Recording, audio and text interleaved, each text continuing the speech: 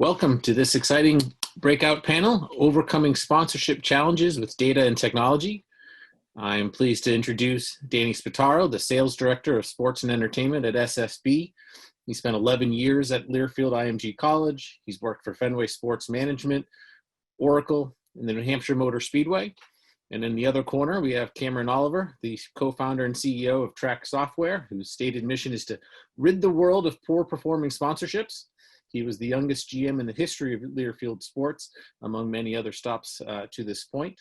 And these two are multilingual in sponsorship and software. And we are very eager to hear what they have to say.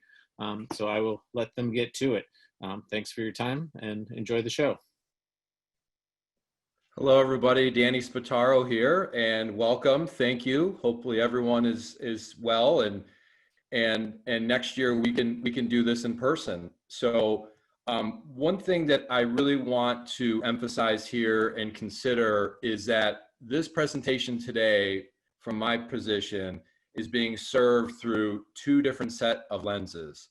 The first is my experience in corporate partnerships and having sold for almost 14 years on the team and property side in multiple different markets, of having that experience from an account executive standpoint all the way through to a manager in all the different visibility points within a sales cycle, and then combine that and parlay that with my recent experience in software sales. If I were to rewind the clock and go back 5 years, what would I do differently?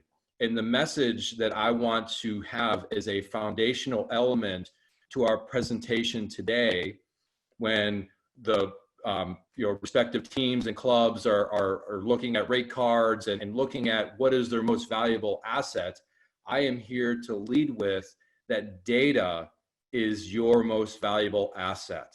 From a brand's perspective, in consideration of respective corporate partnerships, data is the leading asset that should be in consideration. So we'll talk a lot more about that. So the emphasis, in addition, is overcoming sponsorship challenges with data and technology.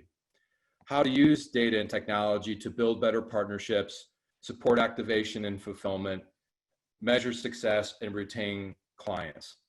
Data and understanding data from both a third-party standpoint as well as a first-party standpoint, your data as it relates to the team or the respective league that you represent, is extremely critical to serving the foundational element of success as it relates to corporate partnerships and sales. Storytelling, your ability to be a better storyteller. And we'll talk more about the sales cycle here in just a bit. Current trends that we're seeing in the marketplace in relation to not only brands, but also with teams, that goals are shifting. There are higher standards for ROI.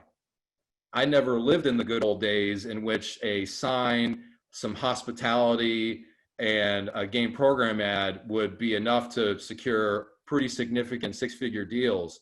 Those days are long gone. There are definitely higher expectations from a brand standpoint in relation to their ROI expectation. And then technology is impacting all areas. We're all being impacted, and look at what's happening today and the technological impact of that. Related to corporate partnerships, we will speak to this in essentially 4 different phases.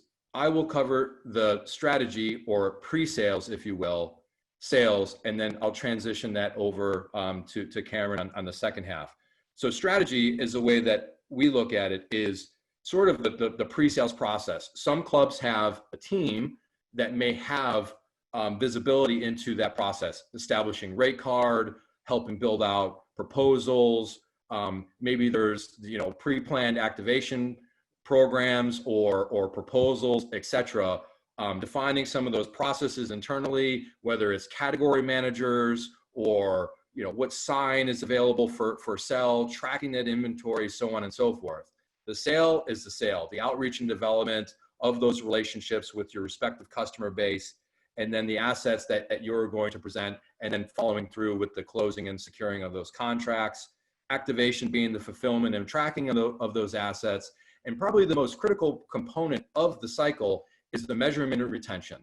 The measurement and retention really serves kind of 2 businesses here, the team itself in which the retention component of heading into the following year, you want to have good visibility on churn so that you can effectively plan, as well as from a corporate partnership and a brand standpoint, is that all the equity that's being built into those programs, they want to be able to realize the return on investment or return on objective so they can effectively plan and make adjustments accordingly as well. Building better partnerships and the challenges that are being faced today. As I mentioned previously, with relation to my experience and rewinding the clock and making the comment of data serving as the lead asset, I can walk you through a quick story that I feel that many of you on the Zoom today can resonate with as it relates from the pre-sales all the way through the wheel that we just highlighted earlier. And those discussions, if I'm account executive and I have a discovery meeting with a bank, is that I am doing my best to understand their goals and objectives. From that meeting, I then go back and have a conversation with my team, my manager, my activation team, my marketing team, and do the best I can to build out a proposal that features a variety of different assets. Those assets being signage, video board, TV commercials, if you have access to those, perhaps maybe a coach's show, radio commercials, web, banner ads, and game program ads. I mean, we can go on and on and on. Perhaps there's intellectual property rights, maybe some exclusivity, and so on and so forth. And then along the way, there's a request. And in my experience, it was a request through Scarborough. And in that request, I would try to see exactly from using the banking example, if this bank had an index or indexed with relation to our fans, how do they index? What is the market showing? And what is the relation between that brand and my brand? And how far off are we? How likely are my segment of fans within the marketplace to engage with that brand? So that really helps round out some of the baseline demographic information to better, again, back to the storytelling point, articulate whether or not it is a fit. It is a brand fit. And then you have the ideation, creation of the platform sales. Remember, we went from commodity sales to platform sales. So we're getting much more creative in the assets that we're using and leveraging for these corporate partnerships. But what if I challenged you on a different point? What if I challenge you to break through the index? Rather than look at the how many, why don't we look at the who? And being able to look at the who and how do we get to that point? And what do I mean by that? What I mean is, I feel like that resources that you have at your disposal enable you to really set the edge, if you will, in relation to your strategy. Sure, you'll be able to have the visibility into what maybe some of the market is telling you. You'll be able to have access to how a specific segmentation within the market may look to you. But what does that mean to a brand? How are you able to deliver that to a brand? Data is the asset. A data warehouse that has sources of information from all the different data sources that you have, cleaning that data, and then being able to position that back so that you can effectively articulate back to the customer not only what the idea is that you have, not only the idea of what the market is saying and what the market is showing, but more specifically, you're able to deliver those customers, those fans, on a silver platter to your respective partner. I think from both ends of the spectrum, you can understand what I'm trying to say. I will click to the next slide to give a brief overview of what that would look like. Sourcing in data to a data warehouse, cleaning that data, and then effectively pushing that downstream so that you're able to effectively gain visibility into what that looks like. The chart on the left is the Voice of the Fan survey populated to the Denver Broncos. And so what you're seeing there are different data points as it relates to specific individuals. And within the data sets, you're seeing demographic information of how affluent they are. You're seeing what industry that they work in. You're seeing a variety of different things, and you're gaining visibility into that. But if you take it a step further and you're able to build in and work in some subjective research, what is their likelihood to purchase from a corporate partner? What are some things that they're likely to engage with, etc.? then you're able to not only better set the edge in relation to your strategy and setting rate card, because I would assume if you have a highly identified area within your venue, that the signage directly across from that I would wager increase in value, and or if you're looking to, again, hand deliver those customers, those fans to a respective partner, you can better create entitlement areas, which we've seen many of our clients do. On the right-hand side, there's the in-market versus out-of-market. The intellectual property piece is an interesting piece of your toolkit, because it helps you articulate and really extend the partnership beyond the venue. But many of us today, and heading into the following year, there's uncertainty in what the in-venue experience, what the in-venue attendee would even look like, if any. We are being, and you are being challenged to break through and look beyond the index, and break through and look beyond the stadium, and who are those fans, and what do they do, and where are they beyond my market? So in market, out of market. And you can see there a heat map that gives you visibility into what that looks like and what that could look like. So I will transition, and obviously closing, sale. Once we have that sale, close the contract, we then transfer that into support, activation, and fulfillment. Yeah, absolutely. And as Danny said, to connect the conversation to kind of the main heading of this session, which is how to use data to overcome sponsorship challenges. And I can tell you from the brand, the agency, and the property is activation is difficult, right? As Danny kind of mentioned, the complexity of our partnerships in our industry, it's a good thing, right? It's a good thing because it does work. It does provide value back to these sponsors.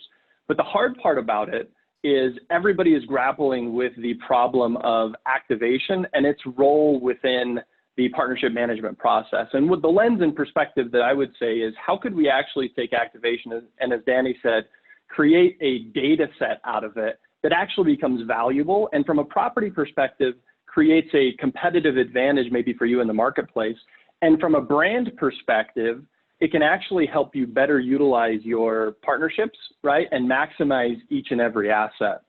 And so within the activation phase, right, as we all kind of level set on what that actually means. So Trak as a company, we work with over 3,000 users on a monthly basis, trying to help them, as Joe said right from the very beginning, avoid those underperforming partnerships. And what we have found is that those who actually pay attention to activation and use it as a competitive advantage, it's easier to use and retain those clients. So what does that actually mean? What it means is, regardless of if you use a software tool, platform, Excel spreadsheets, PowerPoint, is you have to have a repeatable fulfillment process, right? That you know that as soon as that signed contract hits the door, right? Or from a brand perspective, you actually go and sign that contract. That activation plan has to be not in a 121-page PDF where you're trying to figure out the details. Because if from a property perspective, you're providing that experience to your clients and your brands are also having that same problem, right? So what I always say in this phase is, if you're a property, put yourself in the brand shoes, right? You're in the brand and the agency shoes. You've got 25, 50, 75 different partnerships you need to manage. How can you actually differentiate yourself as a property? And I would argue that activation could be that opportunity for you. And really, when it comes down to this, I'll point out one quick bullet point on this, which is the quick turnaround times on recaps, right? This is usually where, on the property side, people begin to roll their eyes and sigh with extreme stress, probably, of the recaps. But I would also argue that if you pay attention to activation, which I'm going to show you in a specific example, those recaps don't actually become the bane of their existence, right? But actually help them. So let me point out one survey from another sponsorship industry conference that we all probably are familiar with in IEG. So when brands filled out the what do brands expect next year, right? We always remember that survey that goes out. The two most important things that brands expect from properties are help and assistance with measuring ROI, which is what Danny's talking about from the very beginning. And the second one, which is marked as the most important or second most important more than half the time, is actually fulfillment reports and audits. And so let's actually look at a specific example. And so what you're going to see on the screen here in just a second is you're going to see the details of what you do in sponsorship as it relates to activation. And once again, this is a Trak example within our user interface, but if you've got your own system, whether it's spreadsheets or PowerPoint, I would make the argument that from an activation perspective, if you truly want to fulfill the promises and expectations you set pre-sale, right, as they become a customer, you have to have a handle on every single asset. Who, what, where, when, and how. Okay, so we're going to talk how as we relate to how do we communicate those data points after this. But as you can see in this section, it is your property responsibility to make sure that assets get utilized. You can see from our example from one of our customers, what we try to do is when somebody does have a handle on activation, right, has a handle on who, what, where, when, and why, then you can actually spend time with your partners and do partnership maximization. Make sure that nothing actually ends up in a status that says not fulfilled or did not activate, right? Because although that scenario does come up, how do we actually prevent that from happening and make sure each asset is then utilized? So that way, when we are talking about renewals, right, whether it's from the brand or from the property perspective, you can actually have an answer to those questions. So moving forward on to the next one is, how does measurement actually play a role in that? And there are a lot of good measurement tools that you can, buy in the marketplace, right, to help better understand your fans from a social perspective, have the cool computer vision when, it can actually identify what something might be worth when it gets identified on the TV. But not all properties have access to that information. So as we think about that first stat from IEG survey, which is assistance measuring ROI, as we work with 2,500 users across it, it's the information that you have available to you, right? You don't need to overcomplicate the assistance in measuring ROI, because as we find the utilization of assets combined with the gate receipts, combined with turnstiles, combined with some of the digital and social that you can get from your digital channels, those are the things that, right, that you don't need to over-engineer to provide back to your portfolio of clients, right? And what I would also say is that we transfer into next to talk about a specific example, is we have a client, I'll kind of provide the context here, is you've got Brett Greenwell, who is probably listening on the call. Hey, Brett, thanks for letting me use you as an example here. His team runs the corporate partnerships for America First Credit Union. They run a portfolio in the Intermountain West ranging from Phoenix to Idaho down to one of their most exciting partnerships, the founding partnership of Allegiant Stadium with the Raiders. And one of the things that they do, right, as we look through measurements and retention, is they work on making sure that they're objectively looking at their partnerships. And one of the things that I would always say as it relates to the data points that support a partnership, right, or the data points that are used by the property to make future decisions by brand and agencies, I would argue that any information is better than none. Right? But what Brett does in this specific example, and I'll first point out in the top left here, is there are 10 factors that he works with his property partners before the partnership even gets started, right? And you can think about, Danny mentioned the word ROO. For those who don't know, return on objectives, right? What are the objectives that Brett has within the partnerships that he goes and pursues?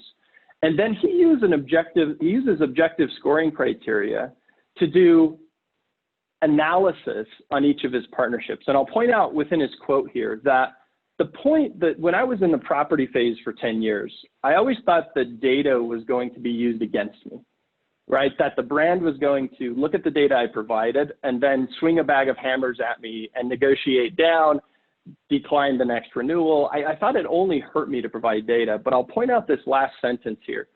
What the brands want to do with this data is provide specific feedback to partners for improvement to optimize results.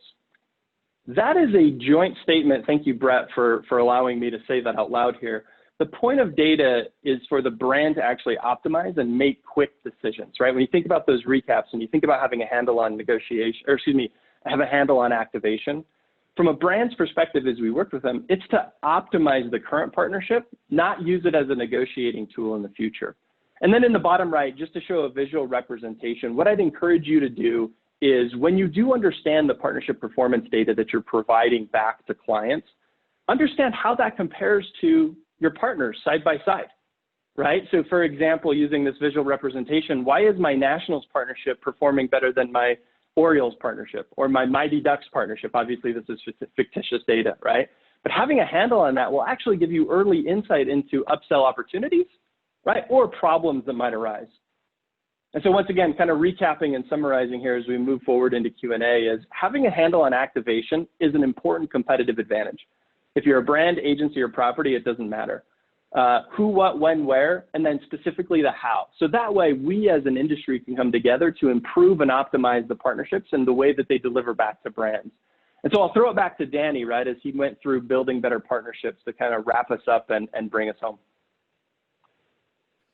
Thank you. And I think to add an exclamation point to that and bring that home in relation to the comment I made earlier about retention, sponsorship retention, long-term partnerships being the key word there.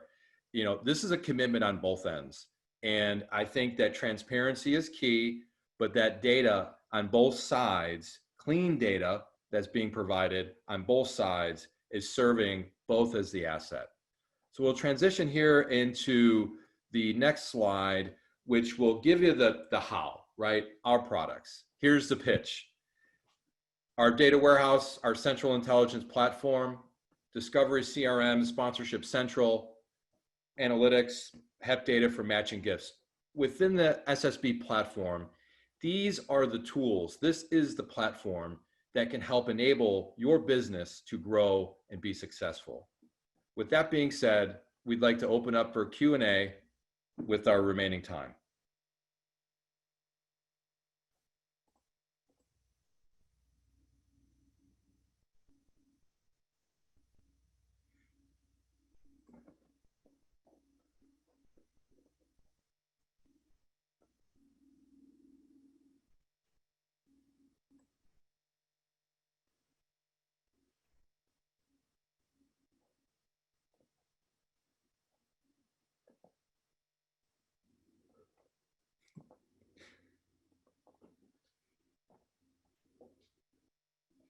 First question, what are your thoughts for activations moving forward for partners given COVID-19? Great question. Cameron, do you want to take a crack at that first? Yeah, so I think my answer will be from our perspective and the clients we work with, but it's kind of twofold, right? So across twofold, one of which is going to be a financial justification, right? Meaning that I'm going to go ask the properties for money back, refunds, something like that. Then you also have another approach from the brand side, which is going to be maybe a little bit more flexibility. Either way, what we're finding from an activation perspective is you've got to identify two things. And here's what's happening in the industry. One of which is what's the impact of inventory and what can we deliver? The first thing that has to happen is we have to get out of this, here's what might happen phase, right? We've seen some of the leagues announce that here's the start date, here's how we're going to play. All of that cascades down to what sponsorship inventory are we able to deliver, right? So one goes into impacted, right? The second goes into make goods, right? So we're used to make goods as, hey, we didn't do this for whatever reason. That's exactly the scenario that properties are in. And so again, identifying what's impacted, identifying the make goods. And then we do find on the brand side that some are like, I don't want make goods, I want a financial refund. And the other side of the coin is, hey, let's figure out a make good strategy that we can deliver on this year and maybe in future years. Fantastic. Another one, this one's directly for the Trak software. How do you track activation of fans for specific products? That's directly related to Sponsorship Central and Trak. Yeah, I think the key is having, it really goes back to understanding your portfolio of inventory, right? And when you think about the products that eventually get activated and sold for, it really is understanding who, what, when, where, how, right? And within that, some of it needs to be templated, some of it needs to be automated as you go through there.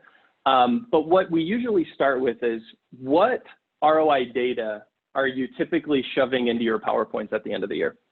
Right, and what we're trying to do is provide some insight on what brands are expecting, but at a minimum, that's usually where it starts is where does the data, how is it related, and then how do we decipher this? And as Danny said from the very beginning is, quite honestly, create a narrative around that data. Next question, and keep them coming. We'll try to answer, they're starting to really flow in here, and I really appreciate it. We'll try to move through these as quickly as possible. What are some of the biggest obstacles in converting traditional in-person arena partnerships to focus on digital? I think that's that's the million-dollar question right there. I think the biggest obstacle is applying the value for what was being received in stadium and those assets in stadium, and then what is the value transfer to that in a digital setting. I think that is going to be the major point of, from a property standpoint, how are you able to convert that? What does that conversion look like? And how does that look in a digital setting? And so it kind of, again, elevating back to the platform, as I referenced before, of what is the idea and what is the platform that is being presented, or what is the platform that is being activated, what assets feed into that, what assets deliver value into that. And so essentially when you're removing those assets, it's not as just easy as, 2 minus 1 equals 1, is that conversion from in arena to digital or social or whatever it may be, I think is going to be an ongoing challenge. But the ability to effectively articulate what that engagement strategy is to better align what the value received from both ends were, if that makes sense. Cameron, I don't know if you want to add anything to that. No, I think that's exactly it. And I think that, there's also some related, which is where are these data sources coming from and what's the right data source? So when it goes back to delivering ROI and what the data looks like, I can promise you that if you look at your brand portfolio, all of them are going to use them differently. And so Trak's perspective on that is you have to show what you have, right? Whether that's a highly complex valuation because you have the ability and fortunate experience that you can afford some of those measurement tools, then you should use them. I think the flip side is, though, because we have properties from all gamuts of the sponsorship industry, is you have to use the information you have, right? And each of them changes year by year, and they value things different because it has to be aligned to some of their company strategy. So I would say there's a little bit of flexibility that also goes with it, just in being a good human partner, right, in the sponsorship industry. That there's some data-driven stuff that's obviously important, but all properties and partnerships are different. Next question: how do you feel? How much time do you feel should be spent in the strategy or pre-sales phase relative to the rest of the wheel that was shown? I'll start, and I think that in relation to the strategy, and I use the pre-sales as a segment of that, I think that is an ongoing evolution. I don't think it's hey, we're going to allocate this amount of time in the early part of the sales cycle to strategy or pre-sales. I understand that there are contingencies attached to that in relation to rate card. You want to set your rate card and not really divert off that, especially if you have multiple sales reps that are selling the same asset, and to divert off of that rate card and start adjusting that could completely disrupt that process. So I would answer that question in that it's an ongoing process throughout the entire year that can be recalibrated. There are certain things that have to be set and then reset sort of in an annual cycle. In terms of how long and how much time is allocated to that, I think that could be figured out fairly quickly in alignment with your respective internal teams on the business intelligence side, with relation to your colleagues within whatever leagues you're in or market that you're in, and just having that general knowledge. And then obviously leadership. What are the different components that feed into that? I don't know if you want to add anything to that, Cameron.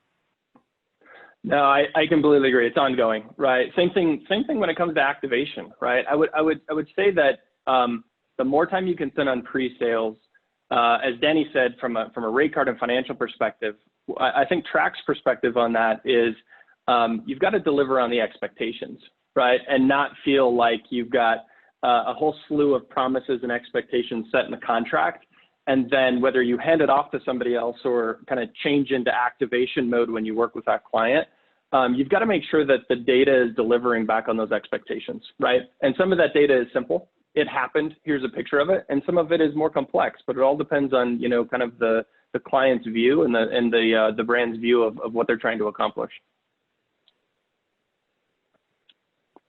I think we may be right at time. We're right at 2:30 Eastern.